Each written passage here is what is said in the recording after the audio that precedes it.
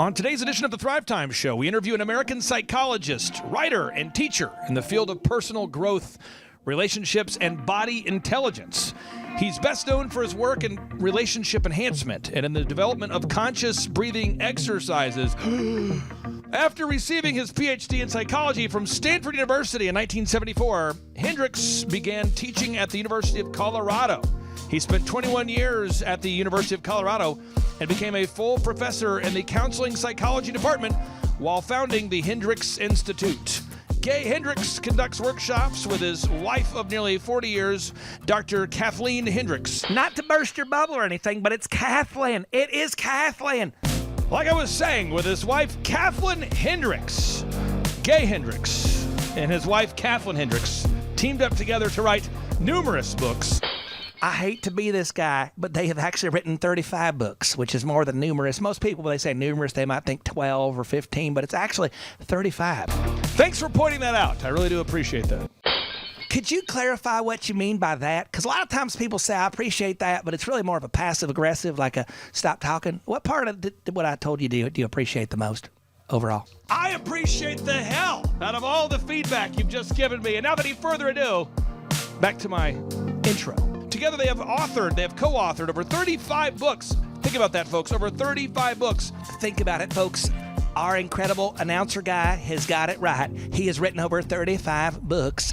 He and his wife have appeared on numerous radio shows, television shows, including Oprah, And ladies and gentlemen, on today's show, he's lowered his standards. Yes, he's lowered his standards. We caught him off guard, and he's agreed to be right here on the Thrivetime Show. Ladies and gentlemen, without any further ado, please join me in welcoming Gay Hendricks onto the Thrivetime Show.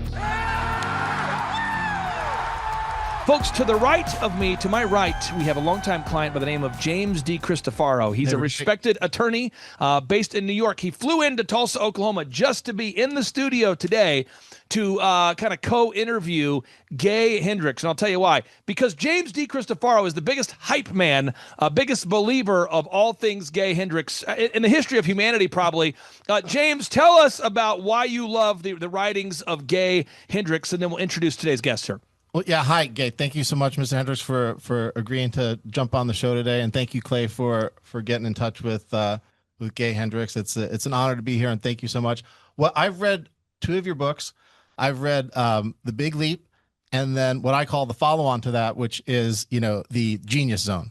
Both of them, I read the first one, The Big Leap, probably about 10 years ago, and then it came across my lap again very recently within the past several months, and I read it again, and within the few short months that I've read it, and then followed on with the The Genius Zone, my life has changed dramatically. It is very, very interesting because I noticed that upper limit like creeping constantly. So I look forward to you getting to that more today, and then how to penetrate that upper limit, to transcend that upper limit, and to hit the Genius Zone. And with that being said, Gay Hendricks, welcome on to the Thrivetime Show. How are you, sir? I'm very well. Been up bright and early. I'm an early riser, so I pop open around 5 or 5:30 in the morning, and then I do a lot of my serious, heavy lifting early in the morning, and then the rest of my day is play. Well, I got to ask you this, sir. What inspired you to write this book, The Big Leap, the book that made a big impact on James's life? What inspired you to write that book, sir? Well, first of all, I noticed something in myself I called the upper limit problem. And a good example of it, the first time I noticed it, I didn't write the book about it for another 30 years, but it made a big impression on me. I used to be very obese, and I changed my life about 50 years ago. And within the first month, I lost about 35 pounds. And so I, was well on my way to eliminating my excess body weight. But after a month, I was feeling so high and good. And I had energy that I hadn't had in years. And so what did I do? I was walking past a ice cream shop, and I just completely went unconscious. And I went in there and bought this gigantic banana split. For 20 minutes, I felt like the king of the universe while all that sugar was pumping through me. But 20 minutes after that, I felt like I had a stomach ache, and I was just low. And I said, why did I do that? Why did I sabotage myself? And eventually I started asking other people questions about how they sabotage themselves. So that's when somewhere back in there, this phrase, the upper limit problem, popped into my mind. And what the upper limit problem is basically being allergic to feeling good. And so what happens when you begin to feel more success or more abundance or more good feeling or more love, it trips old switches in us, old limiting beliefs. And then out of those limiting beliefs, we find some way to sabotage ourselves. So when I wrote The Big Leap, I'd been thinking about this for 30 years. And so Wow. I the Big Leap kind of came out in a whoosh over 6 months or so is all it took me to write it. Now, what I'm going to do for the format today with the limited time we have, we'll go back and forth between James and myself with some questions here. I do have a question for you about this dramatic weight loss that you made. For anybody out there that goes, wow, tell me more about that. What did you do? I mean, how did you lose that much weight, or how did you become? Because now people would know you as a guy who's perpetually in shape or a guy who's perpetually thin. How did you make that switch? Wow. Well, this is a big life-changing moment in my life that happened in 1969. And as I said, I was obese, but not only was I obese, I had a glandular problem I was born with that made me gain weight. So I was the only fat kid in a family where everybody else was thin, and I was eating the same food. And so I was taken around to different medical specialists and given shots and put on pills. And anyway, but the problem never got resolved until this thing happened in 1969. And so I went out. Oh, by the way, I was a heavy smoker at the time too, and that all changed on this particular day. And I was also in a pretty toxic relationship that I'd been in a couple of years, and I had a crummy job. So just about all of my cylinders weren't firing very well.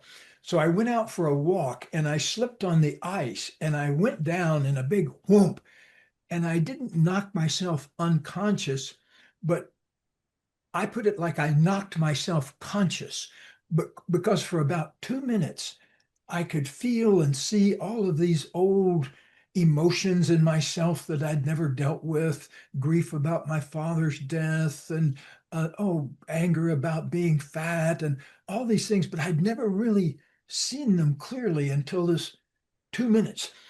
But what happened at the end of that was I realized that there was also this huge open space that I call pure consciousness that's underneath all of our emotions. And it's a gift. We're born with it. But most of us don't know we have it because we keep them covered up with anger and fear and sadness and all sorts of distractions that keeps us from realizing that we have this essence of pure consciousness. So this happened in about 2 minutes. And then I got up and I walked back home. But everything changed because I started eating only food that I felt would feed that pure consciousness. In other words, anything I'd eaten up until then, I said, okay, that all made me fat. From now on, I'm only going to eat foods that feel like it feeds this free part of me inside.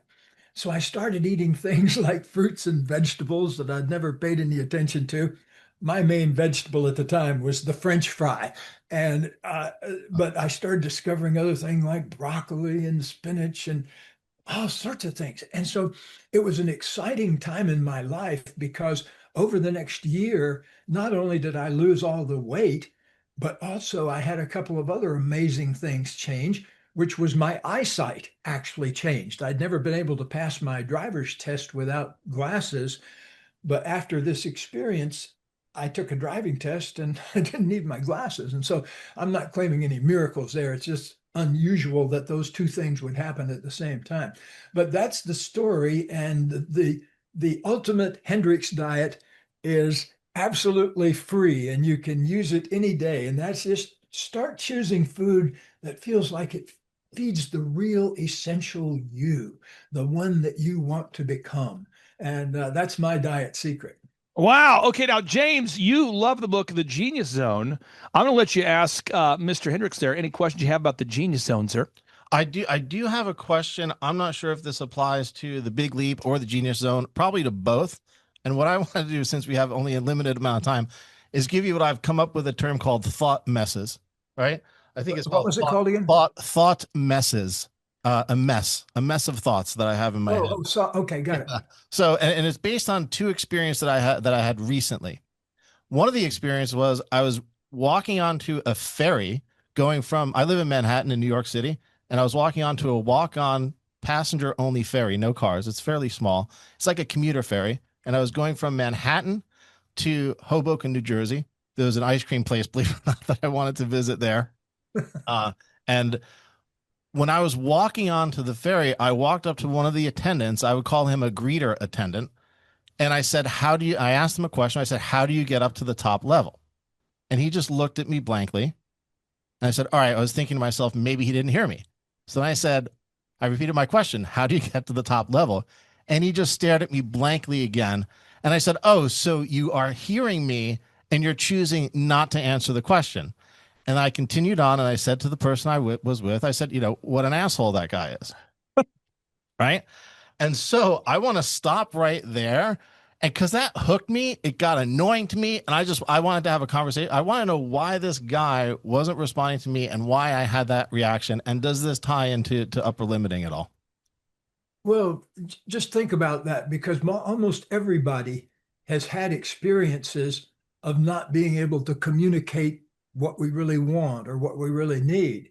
And most of those go back to very early times in our life. So, yeah, I think most of us have an upper limit about communication and getting triggered because we can't get our message across. But let me go one step deeper than that. In the Big Leap, as you probably know, I talked about not one or two, but several limiting beliefs that people carry around. And the biggest one is the limiting belief that I don't deserve the good things of life. I don't deserve love. I don't deserve abundance. And so when we start getting some, it triggers that old feeling back in there, that old decision somewhere that got made before we could think for ourselves about, I don't deserve this. So that's one of the biggest ones. So the reason I'm mentioning this is because anytime you encounter a glitch like that, a communication breakdown like that, it's really a good idea to look inside and say, okay, was that one of my am I operating out of a limiting belief?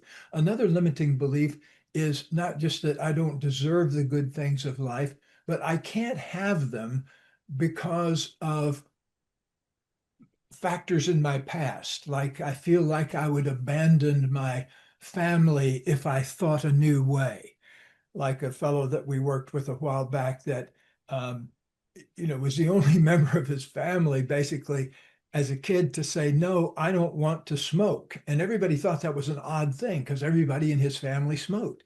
But thank goodness he had the wisdom to choose out of that particular pattern. But it's often not a use, it's not celebrated often when we make a breakthrough. On my friend Jack, who has now 27, I think, years of sobriety, when he said he was going to his first AA meeting, a bunch of his friends tried to almost kind of kidnap him and try to keep him from going, because they all depended on him being part of their community. And so a lot of times in life, that when we make some kind of a breakthrough into a new dimension, it's a moment for us to move beyond any kind of upper limit. So, like, back to your example, did you find out anything more? Like, did you find out if the guy had hearing aids, or did you find out anything more, or was that the end of the conversation? It wasn't the end of the conversation. It was actually the beginning of like a 2-hour bit of nonsense that I didn't want to have anything to do with, because I just wanted to make that passing comment and then move on. Yes, there's a bunch of different things that could come up. Maybe he had a speech impediment. Maybe there's, go down the parade of issues that this man could have had. Another issue is, I said that, okay, so then why are they putting him, if he is that person, in as the face of, he's like a greeter to people coming on the ferry, a greeter at Walmart. So what is this person doing greeting people as they're walking on the ferry? Is in the wrong position. I don't know. I don't. So I'm going to throw it back to you. And so how do we tie that then into this is about me, I guess, right? How do I tie this into my sort of upper limit? That's exactly a great point, because look at what was happening just before you had that encounter. Were you feeling good? Peace. Yes, absolutely. You were feeling good, and then all of a sudden this thing happened for whatever reason, and boom, you're not feeling good anymore. So yeah, that's an upper limit problem in action. So my suggestion is to look at that, look and see if that's any kind of theme in your relationships at home or at work or whatever. Do you get to a certain level of feeling good and then some kind of relationship drama happens? Because that's one of the most typical common upper limit problems is, in fact, that's where I originally got onto it with working with executives. I had an executive that had the biggest upper limit problem of his life. And what had happened an hour before is he got a $150,000 bonus that he wasn't expecting. He was sitting in his office and his supervisor came in with an envelope and said, "Hey, look, the board wants to give you a little something extra for your work on this successful project," whatever it was. And he said, "Well, thank you." And he opened the thing. It was $150,000. And he made $180,000 was his normal salary. So you would think, of course, that he'd celebrate on that. But what happened instead was he drove home that afternoon and got into the biggest fight with his wife in 12 years of marriage. And even his children got involved, his two kids got involved. It was like the worst thing that ever happened to him happened an hour after this thing, this beautiful thing. And so that's an extreme example. But we have to look very carefully at our lives as we're going through and really find out where we stop ourselves from feeling good or from growing or from accepting something or from loving something. And so if you begin to look at where the glitch points are, that'll point you to where your upper limits are. And then you can deal with those because you can see them coming and you don't have to act on them. For someone who hasn't read your books, I want to just chime in here and see if I'm understanding this here. It sounds like you're describing maybe self-sabotage, where people have this burning desire to set their career on fire or do things that cause them to go back to the beginning of the board game, figuratively speaking. Or could this be also called self-sabotage, this upper limit? Or for anybody who's not familiar with your writings, Gay, do you talk about self-sabotage a lot, sir?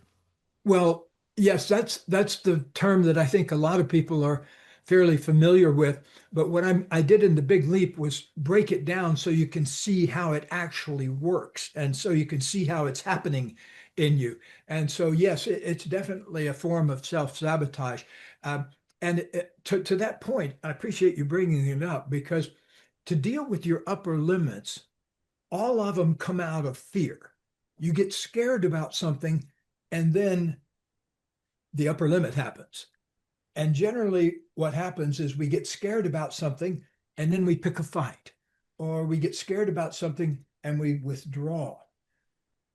So what happens is we need to become kind of a connoisseur and a student of fear, because fear and anxiety will tell you when you're experiencing an upper limit problem. All you have to do is say, okay, do I have those butterflies in my belly? Oh, okay, I'm in the middle of an upper limit problem. What's the good thing that's trying to break through? See, because on the other side of every upper limit problem is a breakthrough, some new version of yourself that can accept more love or can accept more abundance. Like in my guy that got triggered by the $150,000 bonus, if they'd given him $10, he might not have started a fight with his wife. But something stirred up that level of fear, Wow. And then he acted out of that. Now, I'm going to read a little bio here, and then James will go back to you for anybody who's not familiar with Gay Hendricks. And again, I don't know anybody who's more passionate about the writings of Gay Hendricks than James D. Cristofaro, attorney. This is so great. I'm so glad this is happening here. So, Gay, allegedly, you were born in 1945. You're an American psychologist, writer, and teacher in the field of personal growth, relationships, and body intelligence. You're best known for work about relationship enhancement and in the development of conscious breathing exercises. You've received a PhD PhD in psychology from Stanford in 1974, and you began teaching at the University of Colorado. You spent 21 years at the University of Colorado. You became a professional, you became a full-time or a full professor in counseling psychology department while founding the Hendricks Institute. You are a multiple-time best-selling author, and you have done workshops with your wife of nearly 40 years, Dr.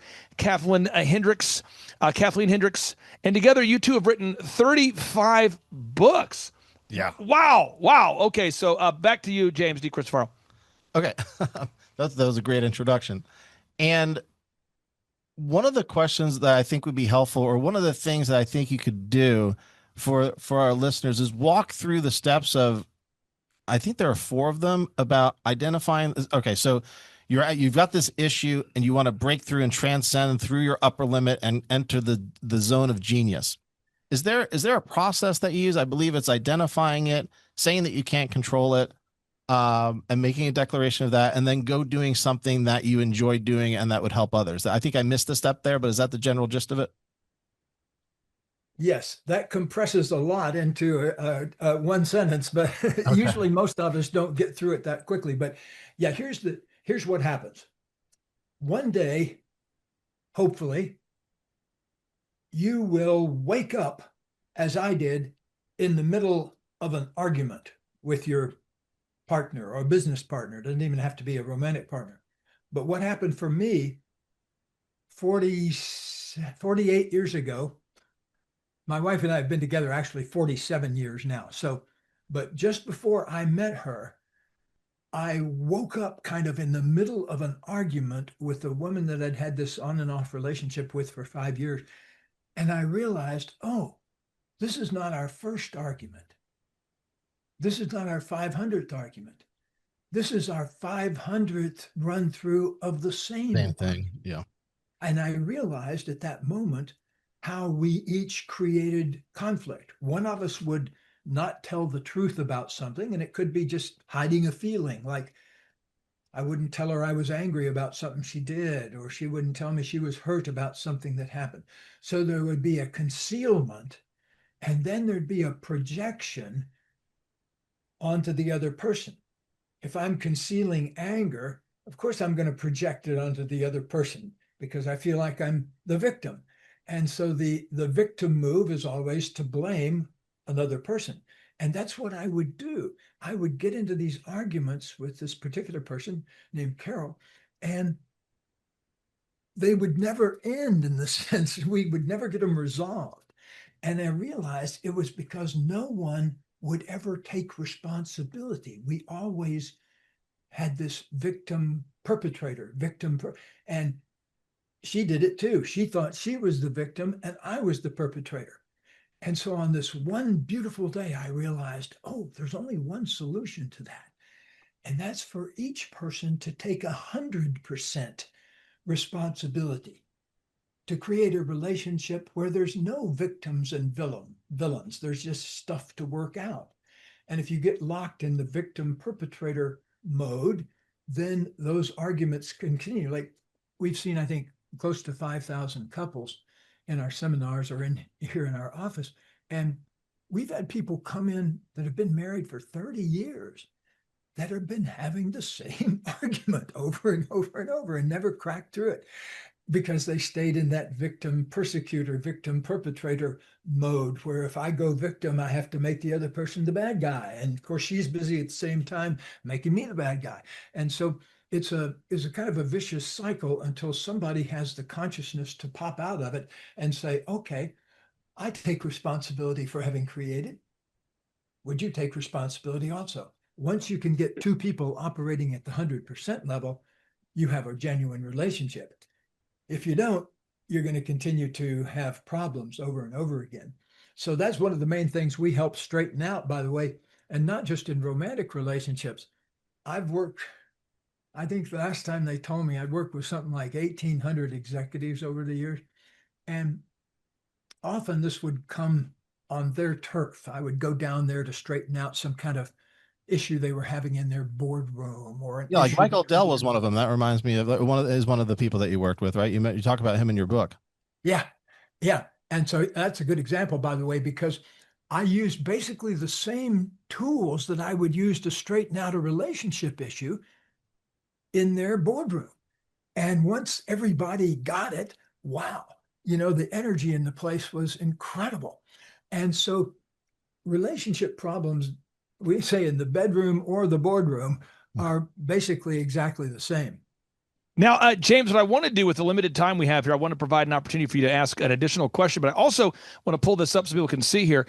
If we're out there today and we're wanting to buy a copy of the book here, I'm going to pull it up real quick here. I encourage everybody, if you haven't picked up a copy of The Genius Zone, I'll put a link to it on the show notes, a link to it, The Genius Zone. Check it out. Get it on Amazon. I'll put a link to it. It's The Genius Zone, the breakthrough process to end negative thinking and live in true creativity. Also here we've got the Big Leap. Let me pull this up real quick. The Big Leap. These are both books, James, that you love. And you've Big written Leap first. The Big Leap first. The Big Leap first? Yes. Okay, back to you, James. All right. Now, Clay has a very interesting story about how he met his wife, Vanessa, and the path that he took to meet her and how they agreed to continue their relationship, because he would have a checklist of questions to ask. And then most women, well, all but one, did not check all the boxes off of that checklist. And that reminds me, and I think that you two will connect on this point. Can you please, Gay, share the first words that you said to Kathleen? Yes, I can. So time travel back to January 10th, 1980. Were you guys born in January 10th, 1980? I'm 73. I'm 1973. So I was born 5th, 1980. on Okay. January 8th.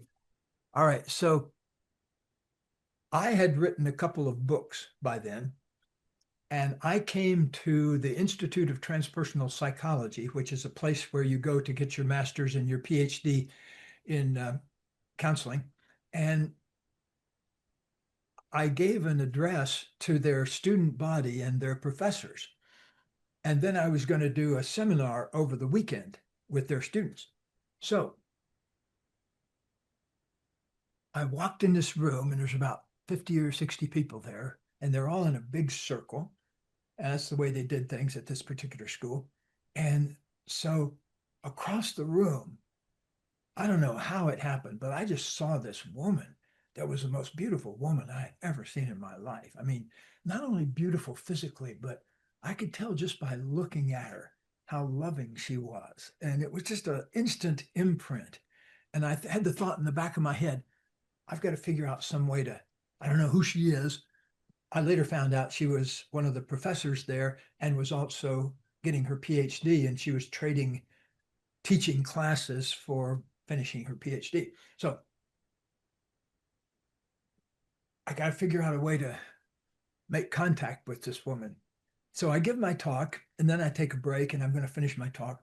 And during the break, she came over to ask me a question. So magic is happening already, because I didn't even have to make that long trek across there and run the possibility of rejection. So she came up, and I said, by the way, I didn't even hear the question. I said, by the way, before you ask me, she said, I have a question for you. I said, before you ask me, I need to tell you something. And that is that I feel very attracted to you. And I want to let you know that I only want to be in relationships where both people tell the truth and both people take responsibility instead of playing the blame game, and where both people are completely dedicated to their creativity, because those are the three things that I've screwed up in my past, and I don't want to screw them up anymore. So on the basis of that, would you like to have a cup of coffee with me? There we go. Boom. Boom. Boom. Yes. Wait for her answer. Wait for her answer. What did she say?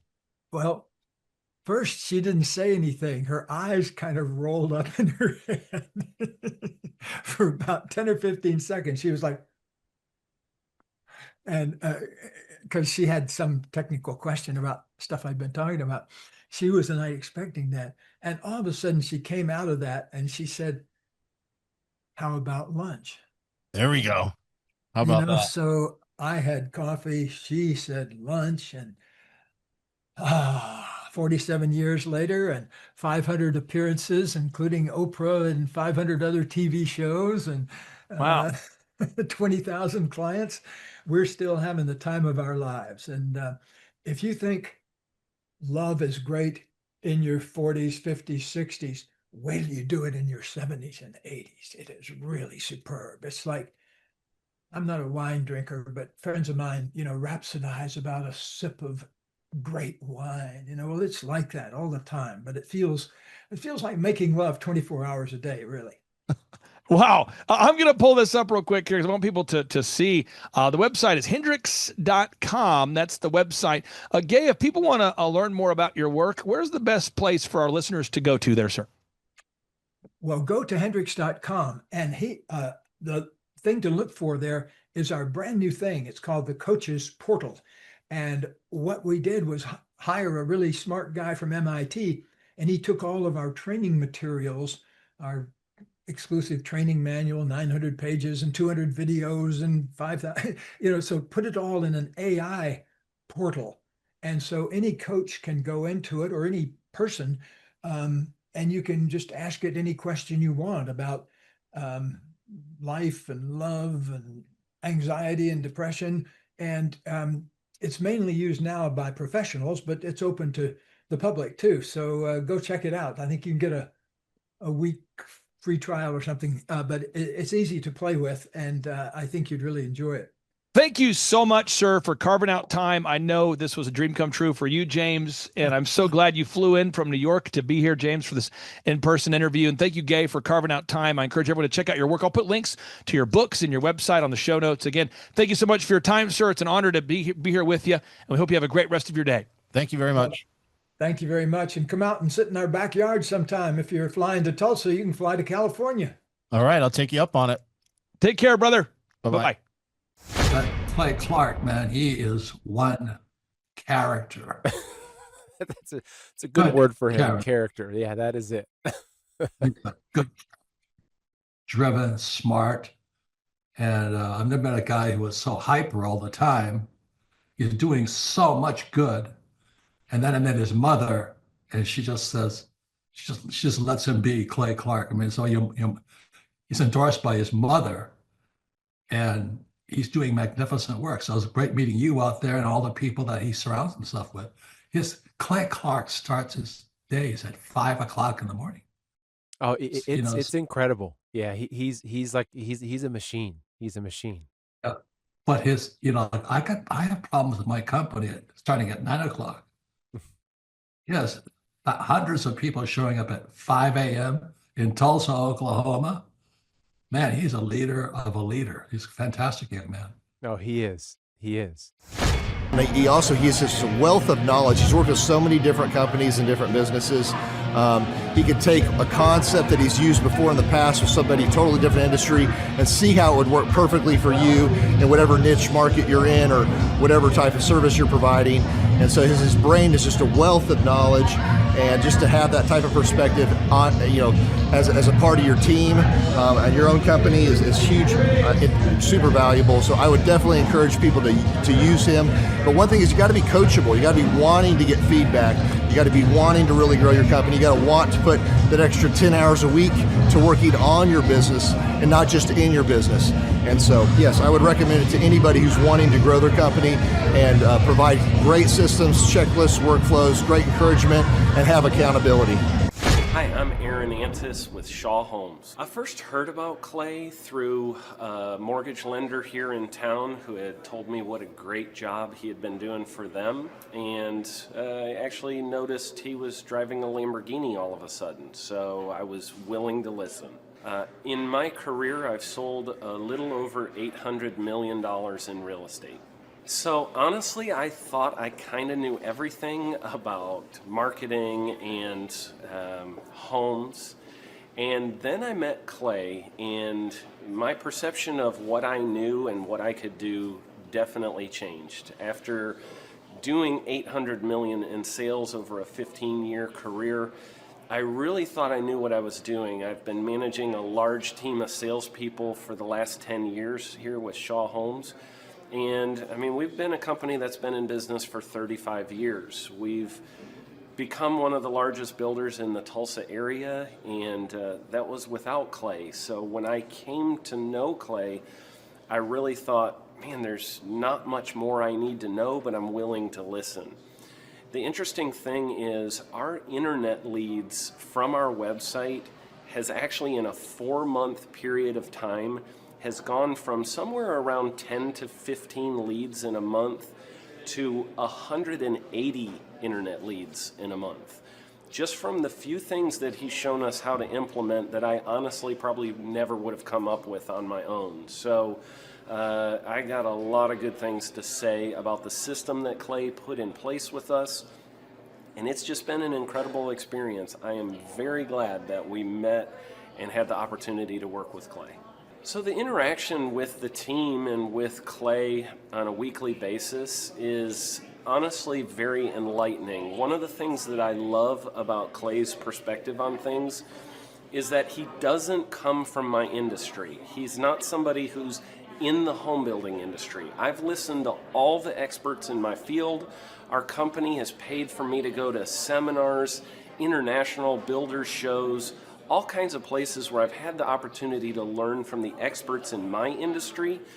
But the thing that I found working with Clay is that he comes from such a broad spectrum of working with so many different types of businesses that he has a perspective that's difficult for me to gain because I get so entrenched in what I do, I'm not paying attention to what other leading industry experts are doing, and Clay really brings that perspective for me. It is very valuable time every week when I get that hour with him. From my perspective, the reason that any business owner who's thinking about hooking up with Thrive needs to definitely consider it is because the results that we've gotten in a very short period of time are honestly monumental. It has really exceeded my wildest expectation of what he might be able to do. I came in skeptical because I'm very pragmatic, and as I've gone through the process over just a few months, I've realized it's probably one of the best moves we've ever made. I think a lot of people probably feel like they don't need a business or marketing consultant because they maybe are a little bit prideful and like to think they know everything. I know that's how I felt coming in. I mean, we're a big company that's definitely one of the largest in town. And so we kind of felt like we knew what we were doing. And I think for a lot of people, they let their ego get in the way of listening to somebody that might have a better or different perspective than theirs. I would just really encourage you, if you're thinking about working with Clay, I mean, the thing is, it's month to month. Go give it a try and see what happens. I think in the 35-year history of Shaw Homes, this is probably the best thing that's happened to us. And I know if you give them a shot, I think you'll feel the same way. I know for me, the thing I would have missed out on if I didn't work with Clay is I would have missed out on literally an 1,800% increase in our internet leads. Going from 10 a month to 180 a month, that would have been a huge financial decision to just decide not to give it a shot. I would absolutely recommend Clay Clark to anybody who's thinking about working with somebody in marketing. I would skip over anybody else you were thinking about, and I would go straight to Clay and his team. I guarantee you're not going to regret it because we sure haven't. My name is Danielle Sprick, and I am the founder of D Sprick Realty Group here in Tulsa, Oklahoma. After being a stay-at-home mom for 12 years and my 3 kids started school and they were in school full-time, I was at a crossroads and trying to decide what do I want to do? My degree and my background is in education, but after being a mom and staying home and all of that, I just didn't have a passion for it like I once did. My husband suggested real estate. He's a home builder, so real estate and home building go hand in hand, and we just rolled with it. I love people, I love working with people, I love the building relationships, but one thing that was really difficult for me was the business side of things. The processes and the advertising and marketing. I knew that I did not have what I needed to make that what it should be. So I reached out to Clay at that time, and he and his team have been extremely instrumental in helping us build our brand, help market our business, our agents, the homes that we represent. Everything that we do is a direct line from Clay and his team and all that they've done for us. We launched our brokerage, our real estate brokerage, 8 months ago. And in that time, we've gone from myself and one other agent to just this week, we signed on our 16th agent. We have been blessed with the fact that we right now have just over 10 million in pending transactions. 3 years ago, I never would have even imagined that I would be in this role that I'm in today, building a business, having 16 agents. But I have to give credit where credit's due. And Clay and his team and the business coaching that they've offered us has been huge. It's been instrumental in what we're doing. Don't ever limit your vision. When you dream big, big things happen. I started a business because I couldn't work for anyone else. I do things my way. I do what I think is in the best interest of the patient. I don't answer to insurance companies. I don't answer to large corporate organizations. I answer to my patient, and that's it. My thought when I opened my clinic was I can do this all myself. I don't need additional outside help in many ways. I went to medical school. I can figure this out. But it was a very, very steep learning curve. Within the first 6 months of opening my clinic, I had a $63,000 embezzlement. I lost multiple employees. Clay helped us weather the storm of some of the things that are just a lot of people experience, especially in the medical world. He was instrumental in helping with the specific written business plan. He's been instrumental in hiring good quality employees, using the processes that he outlines for getting in good talent, which is extremely difficult. He helped me in securing the business loans. He helped me with web development and search engine optimization. We've been able to really keep a steady stream of clients coming in because they found us on the web. With everything that I encountered, everything that I experienced, I quickly learned it is worth every penny to have someone in your team that can walk you through and even avoid some of the pitfalls that are almost invariable in starting your own business. I'm Dr. Chad Edwards, and I own Revolution Health and Wellness Clinic. Clay, my honor to be on your show, and thank you for all you do. I hear the ripple effects from you are good ripple effects, you know what I mean? People rave about what they learned from you, so congratulations. And we went from expecting maybe 250,000 this year to we're at 400,000. Hi, I'm Kelsey with K&D's Woodruff Finishing, business owner at 23. So I've been working this K&D's company for about 5 years now, and we started working with Thrive not too long ago. And we went from expecting maybe 250,000 this year to we're at 400,000. That's what we're going to hit or exceed. So we're pretty excited about that. It's been pretty much just listening to what they have to say. Their hiring process has just really been incredible as far as finding good quality help, and the just the accountability of meeting up with them weekly, and like such good insight, the resources that they have for specific business questions. It's all been really incredible. It's been a great experience, so I would recommend it to anybody. What I've seen from Clay and his group at Thrive is they'll give you a simple system, and it's the simple systems are the ones that people can wrap their brain around. They're the ones that people can work with on a day-to-day basis. Hi there, my name is Stephanie Pipkin. I am 24 years old and I own Black River Falls Cleaning Services. We opened in April of 2019 and it is now mid-June of 2020. So I wanted to talk today about the success and growth I have achieved by implementing the Proven Path with Clay Clark's team and my business coach Luke from Thrivetime. It has been insane to say the least. I started working with them in mid-February of this year, so we're about 4 months in of working together, and it has completely transformed my business in pretty much every facet. So I'm gonna check my notes here. So in 4 months, my leads have tripled. I was getting probably like 2 leads a week. Now I'm getting more in the like 10 to 15 leads a week. I have doubled my number of employees.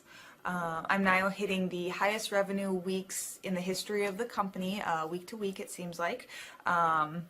We went from about 6 appointments today as our highest in February to now 14 to 15 appointments a day. And hiring quality employees has become much simpler and less stressful by using their systems for hiring. I typically only get maybe 2 complaints a month, if that, and everybody shows up to work. I just have really high quality employees now, especially in something people typically consider a high turnover type of work, you know, cleaning houses, cleaning businesses. I have amazing employees now, and I get rid of the ones who are not so amazing and bring on new ones because of, you know, group interviews and interviewing every single week. It's just been great, and such I don't waste as much time on low quality candidates anymore. And your coach will hold you accountable. I mean, which I love. Again, the tough love is really great. You know, Luke's like a stern father figure, but he's also nice, but also stern when he needs to be, when I'm being lazy and not doing the things that I know I need to do because I don't want to do them. So that's just great. Worth every penny. I mean, I'd pay him $1 million a month if I can, and maybe someday I'll be able to, but I would just say go for it. If it seems like a good fit, just go for it. Do what they say, even if you think it's stupid or ridiculous. Just do what they say because it'll work. You know, people, when they look at my business, you know, people in my town, they think I'm lucky. They think I'm just, you know, things just happen for me. And, you know, maybe I am lucky, but it has a lot to do with hard work and, you know, perseverance and, you know, working till you cry sometimes. That's just being an entrepreneur, which if you're a business owner, you understand that. But it's having these systems in place of, you know, of course I'm going to be successful. It's an absolute because I have all this stuff in the background happening, and I have Luke and Clay and everybody on their team working really hard to make sure that I'm a success. And I can tell that they are just so excited every single week when I'm having all these wins and things like that. They're so excited for me.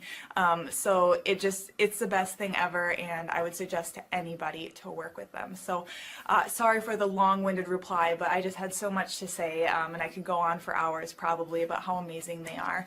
But thank you to Clay and Luke and the entire team there, everything you guys have done for me, and I am so excited to continue to work with you for years to come. Thanks so much for watching. My saying is, if it's important to you, hire a coach. And I think that's one of the reasons people are not successful is they eat a cheeseburger instead of hiring a coach, you know what I mean? And so my coach pushes me. They're younger than me. They push harder. They're trained. And as my rich dad always said, you know, amateurs don't have a coach, but professionals always have coaches. So I've always had coaches for whatever is important. You know, my rich dad was one of those persons. I wanted to learn how to play Monopoly in real life, so he was my coach. I always wish that I had this, and because there wasn't anything like this, I would go to these motivational seminars, no money down, real estate, Ponzi scheme, get motivated seminars, and they would never teach me anything. It was like you went there and you paid for the big chocolate Easter bunny, but inside of it, it was a hollow nothingness. And I wanted the knowledge, and they're like, oh, but we'll teach you the knowledge after our next workshop. And the great thing is we have nothing to upsell. At every workshop, we teach you what you need to know. There's no one in the back of the room trying to sell you some next big get-rich-quick, walk-on-hot-coals product. It's literally, we teach you the brass tacks, the specific stuff that you need to know to learn how to start and grow a business. And I encourage you to not believe what I'm saying, and I want you to Google the Z66 auto auction. I want you to Google elephant in the room. Look at Robert Zellner and Associates. Look them up and say, are they successful because they're geniuses, or are they successful because they have a proven system? When you do that research, you will discover that the same systems that we use in our own business can be used in your business. Come to Tulsa, book a ticket, and I guarantee you it's going to be the best business workshop ever, and we'll even give you your money back if you don't love it. We've built this facility for you, and we're excited to see you.